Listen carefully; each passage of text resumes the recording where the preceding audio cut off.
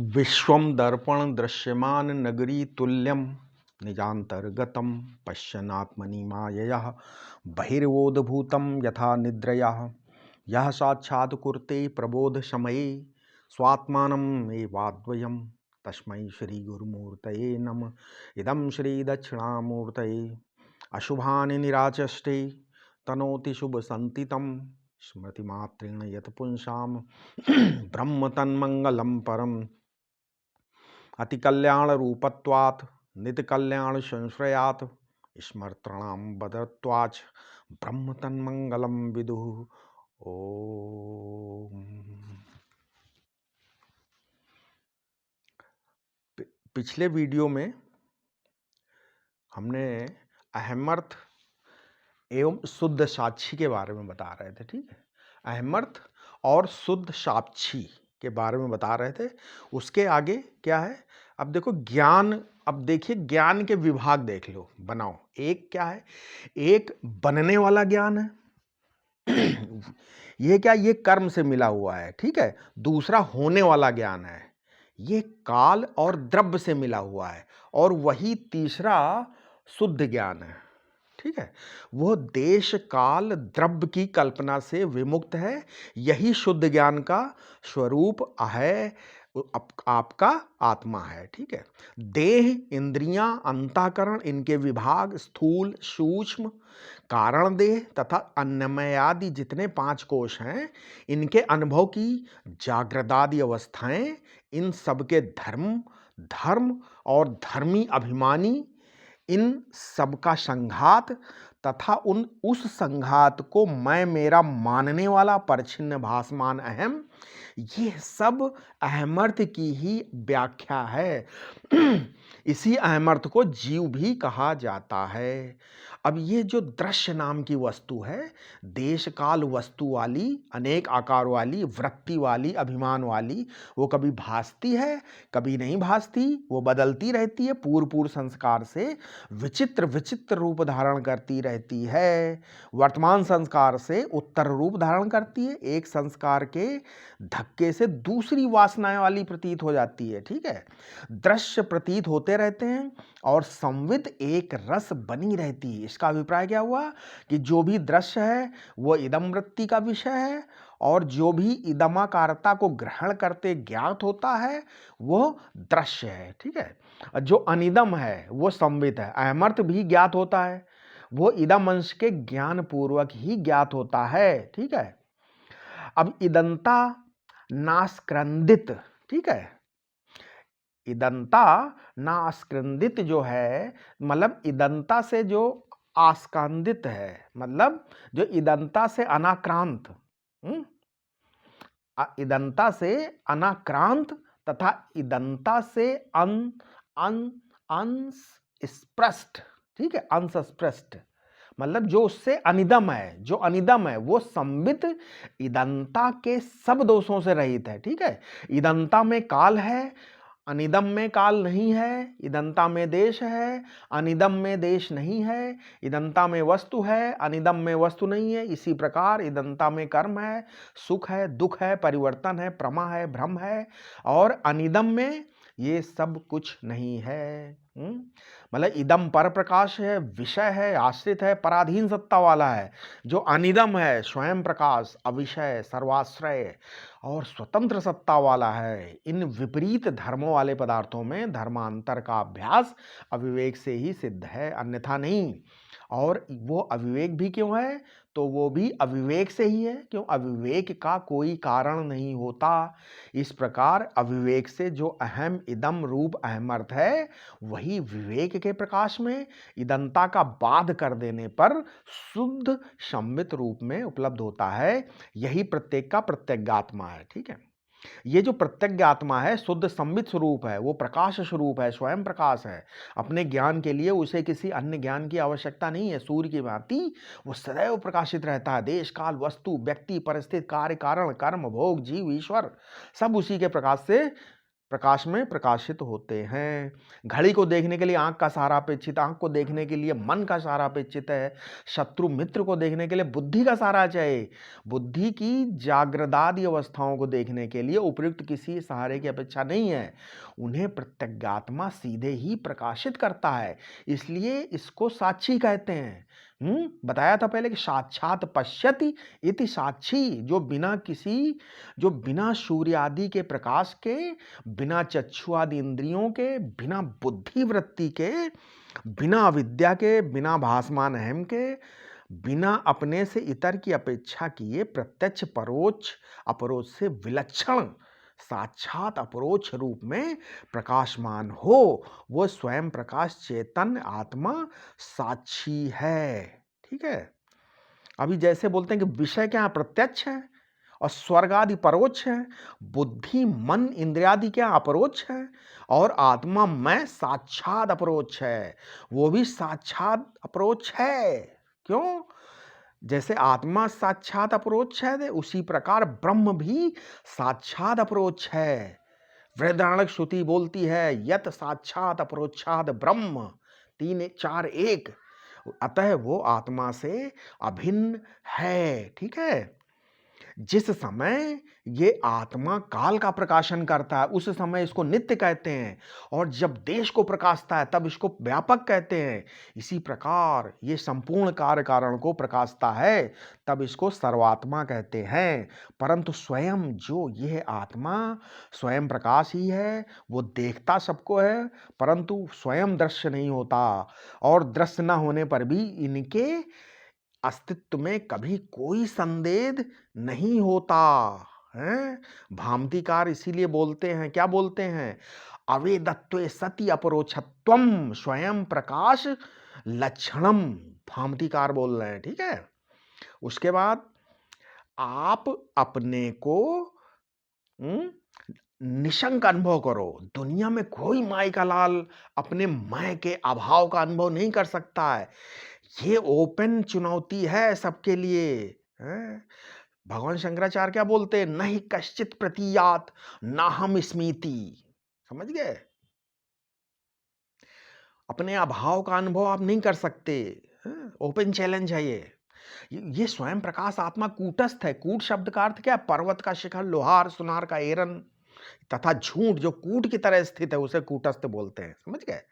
अब जैसे पर्वत के शिखर पे क्या सर्दी गर्मी आती रहती है किंतु शिखर अचल रहता है, ऐसे ही एरन पे हथौड़े पड़ते रहते हैं, जेवर गढ़े जाते हैं, परंतु एरन अचल रहता है। इसी प्रकार प्रत्यगात्मा के समक्ष अनंत अनंत दृश्यों के उदय विलय होते रहते हैं किंतु वह अपने स्वयं प्रकाश स्वरूप में एक रस स्थित होता है। जैसे स्वप्न में दृश्य प्रपंच झूठा होता है और झूठा स्वप्न सत्य स्वप्न दृष्टा में अध्यस्त होता है, उसी प्रकार जागृत स्वप्न सुसुप्ति समाधि की दृश्य समष्टि झूठ में जो अधिष्ठान रूप से चेतन प्रत्यगात्मा रहता है वो कूटस्थ है। कूटस्थ पद का व्यवहार एक रस चैतन अधिष्ठान के अर्थ में किया जाता है। अब जी ये संवित है, ये देश का प्रकाशक होने से व्यापक है और इसलिए निरंश है।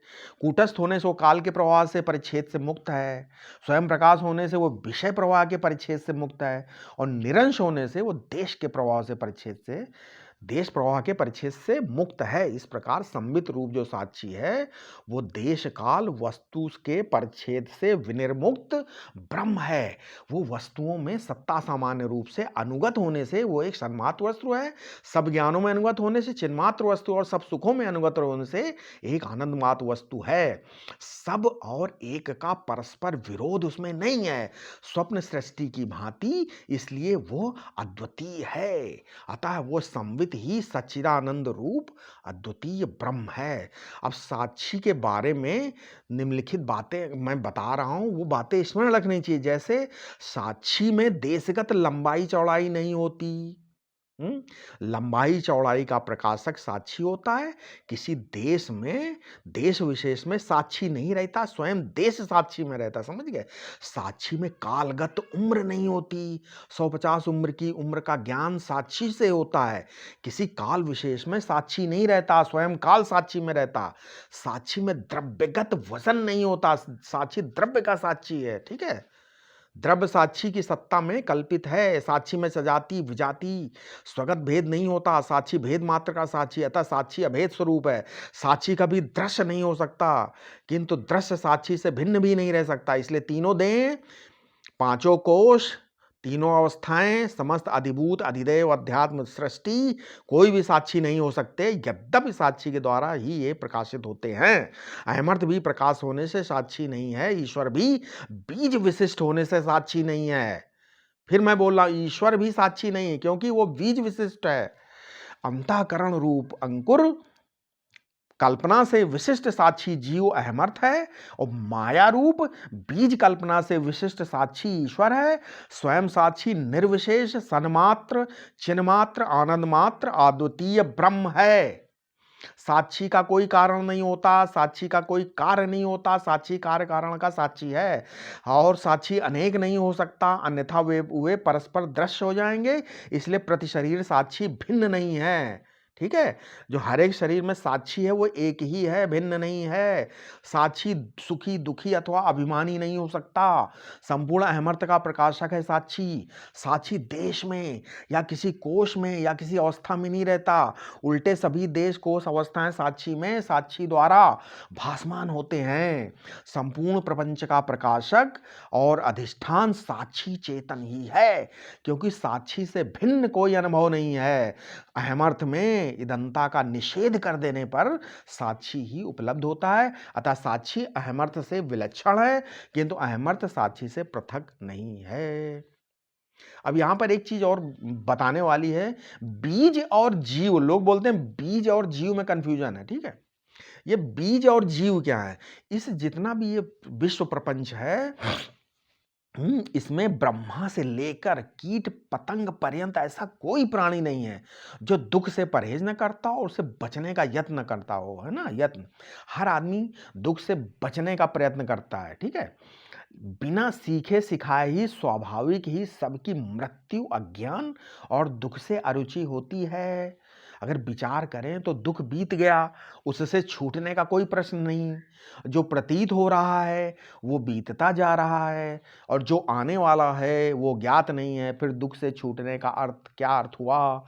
जिन कारणों से दुख होते हैं उन कारणों से छुटकारा, सदा के लिए छुटकारा, सर्वत्र छुटकारा, सर्वरूप से छुटकारा, अतः दुख की आत्यंतिक निवृत्ति। ऐसी स्थिति में स्वाभाविक ये प्रश्न उठता है कि दुख का कारण क्या है और उसके निवारण का उपाय क्या है।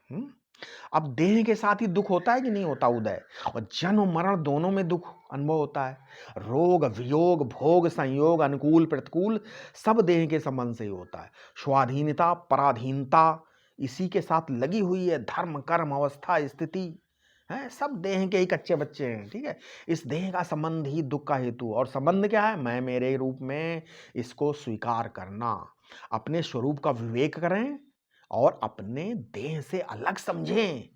ना हम न मैं, अर्थात ये देह न मैं हूं न मेरा है। बस देह के संबंध में जो कुछ कहा जाए जाने दो, जो कुछ हो जैसा रहे रहने दो। ये न मैं है न मेरा है, मैं तो साक्षी दृष्टा साक्षी असंग उदासीन हूं। समझ गए? और अहम और मम के रूप में देह को ग्रहण करना ही दुख का उपादान है। ठीक है, अब ये देह कहां से आया? मैं मेरा छोड़ देने पर ये कहां चला जाएगा? समझे? एक बार संबंध छोड़ देने पर भी वैसा संबंध नहीं हो जाएगा। ठीक है, इसका क्या आश्वासन है? चाहे देह चाहे एक तत्व से बनी हो, अनेक से बनी हो, चाहे जड़ धातुओं के गठन या घटन हो, या गठन बिना धर्माधर्म नहीं हो सकता। और धर्माधर्म बनता है कर्म से, और कर्म होता है शरीर से। फिर देह की संतान परंपरा का कभी उच्छेद नहीं होगा, क्योंकि जैसे पहले से विहित और निषिद्ध कर्म होते हैं वैसे ही होते रहेंगे। देह से कर्म, कर्म से देह, ये दोनों बीज वृक्ष के समान अनादि परंपरा से चले आ रहे हैं। तब क्या जीव का जीवन क्या एक बीज का जीवन है? हम जो बता रहे थे बीज और जीव, तो क्या ये जीवन बीज का जीवन है? तो इसका उत्तर है नहीं, बीज और जीव में अंतर है। अब आपको बताते हैं क्या अंतर है। आपके हाथ में एक बीज है, यदि आप पहचानते हैं कि ये किस वृक्ष का है, देखते तो आप हैं इसके पूर्व रूप, उसके इसके पूर्व का बीज और उसके उत्तर रूप की कल्पना कर सकते हैं कि ये बीज कैसे मूल बना, पहले जड़ें आई, फिर तने, डालियां, पत्ते, पुष्प को पार करता हुआ आया, और जब इसको बो दोगे, पौधे लगाओगे, तो उसी से मिलता जुलता रूप ग्रहण कर लेगा। किंतु ये बीज में नहीं दिखता। ये बीज में लेकिन ये अवस्थाएं नहीं दिखती, यद्यपि सब उसमें समाया हुआ है। बीज को पृथ्वी चाहिए, जल, गर्मी, प्रकाश, वायु और आकाश सब कुछ चाहिए। उसके साथ खेत, खाद, सिंचाई भी चाहिए, ह्यूमिडिटी भी चाहिए। फूलेगा, फटेगा, अंकुरित होगा, बढ़ेगा, उसे देश चाहिए, काल चाहिए। ये सब होने पर भी वो अपने स्वभाव के अनुसार ही आकृति, रूप, स्वाद प्रकट करेगा। बीज अनादि परंपरा से चला आ रहा है, अंतर बहिर ऊर्ध्व अधः गति प्राप्त करता है। ये तब तक चलता रहेगा जब तक इसका बीजत्व तो अग्नि आदि के द्वारा नष्ट ना हो जाए। अब आप एक जीव को अपनी कल्पना के हाथ पर रखिए, मान लिया, अच्छा मान लो, सोचिए, चला एक जीव, मान लिया एक बीज है या एक जीव को रखिए। अच्छा चलिए, पहले जीव को आप रखिए अपनी कला, उसमें एक विशेष प्रकार का जीवत्व है, उसको भी आविर्भाव तिरोभाव के लिए काल चाहिए, गमनागमन के लिए देश चाहिए, नाना प्रकार के रूप ग्रहण करने के लिए द्रव्य की आवश्यकता है, और इन सब क्रियाओं के लिए कर्म संबंधी अपेक्षा है। बिना कर्म के उठना, गिरना, जीना, मरना, आना जाना नहीं हो सकता। एक ही वस्तु बिना कर्म के नाना आकारों में परिवर्तित नहीं हो सकती। तो यही कर्म प्राकृत जगत में विकार या विक्रिया के नाम से कहे जाते हैं। तो जो एक विशिष्ट प्रक्रिया से आकृतियों की एक धारा का निर्माण होता है, यही कर्म जीव जगत में कर्तव्य पूर्वक किए जाने कारण एक विशिष्ट कामना जन्य या विशिष्ट वासना जन्य संस्कार का रूप ग्रहण करते हैं, जिससे उसकी संज्ञा धर्म या अधर्म हो जाती है। ठीक है, चैतन्य की प्रधानता से जीव होता है, जड़त्व की प्रधानता से बीज। जीव शब्द में जो वकार अक्षर है ना, जीव, वा, वकार, वो उसकी अंतस्थता का सूचक है। और बीज शब्द में जो बकार है, बी, बा, बा, बीज शब्द में जो बकार अक्षर, वो बहिष्ठता का सूचक है। बीज केवल निर्माण का हेतु है, परंतु जीव निर्माण और प्रमाण दोनों का।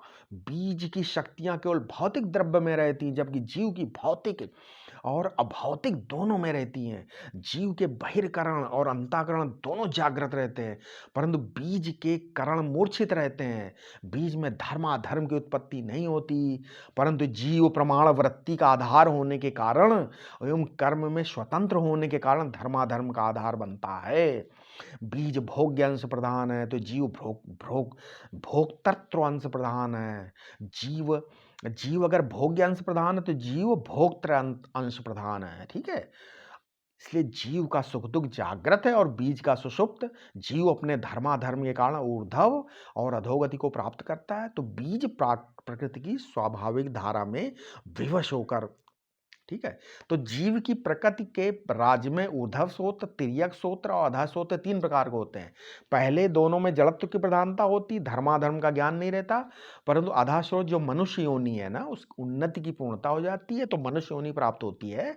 उसमें कर्म, ज्ञान और प्रेम के प्रकट होने की पूर्ण योग्यता है, क्योंकि नवीन नवीन कर्म करने के लिए हस्तादि इंद्रियों का, नित्य नूतन आविष्कार करने के लिए बुद्धि का, और आनंदानुभूति के लिए प्रेम का विकास स्पष्ट देखने में आता है। इस योनि में सद्भाव, चिद्भाव और आनंद भाव के अनुभव की पूर्ण योग्यता है।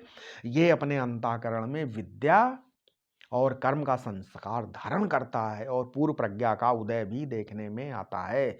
इसलिए धर्माधर्म का संपूर्ण दायित्व तो मनुष्य में ही प्रकट होता है। ठीक है, अब जो अधर्म का आचरण करने से देह, इंद्रिय और मन पर जीव का नियंत्रण शिथिल हो जाता है, इसलिए उन्हें फिर प्रकृति के नियंत्रण में जाकर उद्भिज, स्वेदज, अंडज या मनुष्य के इतर जरायुज होना पड़ता है। इसके विपरीत धर्माचरण से देह, इंद्रिय, मन की शुद्धि और नियंत्रण की वृद्धि होने पर दैवी राज्य में प्रवेश की योग्यता मिलती। दैवी राज्य में भी पहले इंद्रियक सुख का ही उत्कर्ष होता है, परंतु एक इष्ट की अनन्य भाव से उपासना करने पर इंद्रियक सुख से विलक्षण इष्ट देव संबंधी दैवी सुख का आविर्भाव होता है। धर्म सुख में अनेक देवता, मंत्र, विधि विधान के कारण फल में भी अनेकता होती है। उपासना में एक इष्ट, मंत्र, पद्धति और निष्ठा होने के कारण भाव प्रधान एकाग्र वृत्ति में भागवत सुख का आविर्भाव हो सकता है और होता है। जीव का जो सांख्योक्त साक्षी स्वरूप है, सांख्य दर्शन के अनुसार वो अंतःकरण का साक्षी है, परंतु प्रति शरीर भिन्न भिन्न है, असंग है और स्वयं प्रकाश चेतन है। अंतःकरण के साक्षी स्वयं प्रकाश चेतन का देश काल और द्रव्य के साथ कोई संबंध नहीं है। अब योग में वृत्तियों के निरोध से यही दृष्टा आत्म स्वरूप में स्थित हो जाता है। तब ये देशकृत गमनागमन, कालकृत जन्म मरण और द्रव्यगत योनि परिवर्तन से मुक्त हो जाता है। उपाधियों से असंग हो जाने के कारण उस समय ये दृष्टा अपने स्वरूप में अवस्थित होता है, परंतु समाधि टूट जाने पर फिर इसका वृत्ति सारूप्य हो जाता है। मतलब इसलिए वृत्तियों के नियंता द्वारा इसका भी नियंत्रण और जन्म मरण यदि शक्य हो जाता है। अगर आप वृत्ति स्वरूप हो जाने पे क्या होगा, इसके वृत्तियों का नियंता द्वारा इसका भी नियंत्रण जन्म मरण आदि शक्य हो जाता है। समझ गए? वेदांत के अनुसार जो जीव का जो साक्षी स्वरूप है वो ब्रह्म ही है। अर्थात वेदांतोक्त जीव और ब्रह्म के स्वरूपों का अनुसंधान करके जो वेदांत के महावाक्यों द्वारा उन दोनों की सिद्ध एकता का आत्मिक रूप में अनुभव कर लेता है, उस जीव के लिए देश कालादि का बाद अर्थात मिथ्यात्म निश्चय हो जाता है। तब जन्म मरणादि की आत्यांतिक निवृत्ति हो जाती है। जब तक वृत्ति में सत्यता और उसके साथ तादात्म्य रहेगा, तब तक भेद की सत्यता, दृष्टा की अनेकता और ईश्वर की पृथकता को कोई नहीं मिटा सकता और तब तक जन्म मरण का प्रवाह बना रहेगा। बीजत्व जो भौतिक होने से भौतिकाग्नि से नाश है, यद्यपि अनादि है, परंतु जीव चेतन होने से भौतिकाग्नि द्वारा नाश नहीं है। इसका वृत्तियों के मूलभूत वासना बीज जो संस्कारों के साथ अविद्या मूलक तदात्म है, इसलिए अज्ञानाग्नि के द्वारा विद्या का दाह हुए बिना जीव का जीवत्व निवृत्त नहीं हो सकता। जीव चेतन है, उसकी जीवन सत्ता अनादि अनंत है। वो देश काल और द्रव्य की कल्पना को अपनी दृष्टि में लेता है, धारण करता है। देश काल और द्रव्य की भासमानता बाधित है और चेतन का स्वरूप सर्वथा अबाधित। अनुभव की प्रणाली में अपना नास्तित्व तो नहीं है। कोई भी ये अनुभव नहीं कर सकता कि मैं नहीं हूँ, इसलिए जीव का वास्तविक स्वरूप अनंत और अद्वय है। ये अपनी कल्पना में ही भासमान काल के साथ तादात्म्यापन्न होकर अपने को नित्य देश के साथ तादात्म्यापन्न होकर व्यापक और द्रव्य के साथ तादात्म्यापन्न होकर सर्वात्मा समझता है। परंतु वस्तुतः देखा जाए तो नित्यता, व्यापकता और सर्वात्मकता भी उसके यथार्थ स्वरूप नहीं है, कल्पित दृश्य में तदात्म के कारण ही है। अधिष्ठान चेतन ही वस्तुतः जीव का यथार्थ स्वरूप है और उसमें द्वैत की किंचित भी गंध नहीं है, बाधित भासमानता का कोई मूल्य नहीं है। वस्तुतः बीजत्व और जीवत्व आविद्यक है। बीज सत्ता और जीव सत्ता दोनों ही अखंड चिन्मात्र सत्ता से अभिन्न हैं। ठीक है, अब फिर अपनी पहली बात पर वापस चलते हैं कि हम जो बता रहे थे कि किसी भी वस्तु में अनेकाकारता का क्या कारण है। विक्रिया अथवा क्रिया, विक्रिया प्राकृत अथवा स्वाभाविक है, परंतु क्रियाकर्ता द्वारा अनुष्ठित है। क्रिया धर्माधर्म से अनुरुद्ध रहती है क्योंकि उसमें मूल प्राप्ति अथवा परिहार की इच्छा रहती है। यही इच्छा की दृढ़ता अदृढ़ता से विहित प्रतिषिद्ध क्रिया का आचरण होता है। अध्यास अज्ञान मूलक होता है, इसलिए जब तक अज्ञान रहेगा तब तक अध्यास रहेगा और जब तक वासना की निवृत्ति न होने के कारण जन्म मृत्यु का चक्र भी निवृत्त नहीं हो सकता।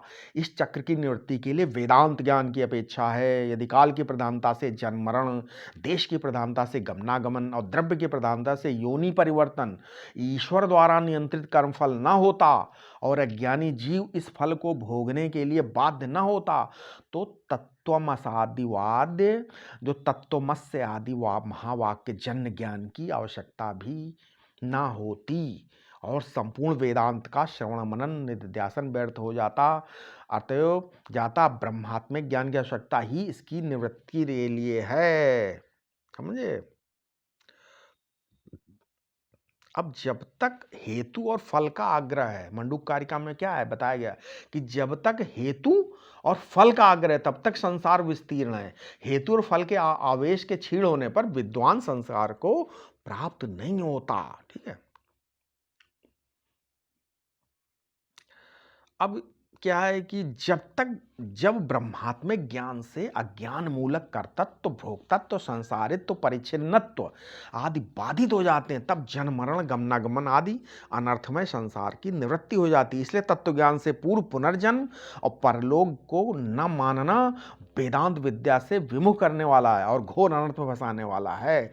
ये बात सर्वदा वेदांत सम्मत है और युक्ति युक्त है कि जीव का जीवन अखंड चिन्मात्र सत्ता ही है। अज्ञान कारण ही भेद भ्रम होता है। भेद मात्र प्रातिभासिक है, भेद वस्तु सत्य नहीं है और तत्वता अपने स्वयं प्रकाश अधिष्ठान आत्मा से भिन्न नहीं है। अब जीव का शुद्ध स्वरूप क्या है? अब देखा जाए तो हम जीव का जो शुद्ध स्वरूप है वो अखंड सच्चिदानंद ही है, अर्थात क्या स्वयं प्रकाश ब्रह्म सुख है। ठीक है, क्यों? इसके बारे में थोड़ा बात करते हैं कि जीव का शुद्ध स्वरूप क्या है। जीव मात्र, सारे जीव सुख चाहते कि नहीं चाहते? सुख भी ऐसा जो सर्वदा मिले, सर्वत्र मिले और सबसे मिले, जिसके लिए परिश्रम न करना पड़े, जो पराधीन ना हो, जिसका भान होता रहे। समझे? इतनी उच्च कोटि की महत्वाकांक्षा होने पर भी ये विचित्र बात है कि उसकी प्राप्ति के लिए साधन के संबंध में सब एक मत नहीं है।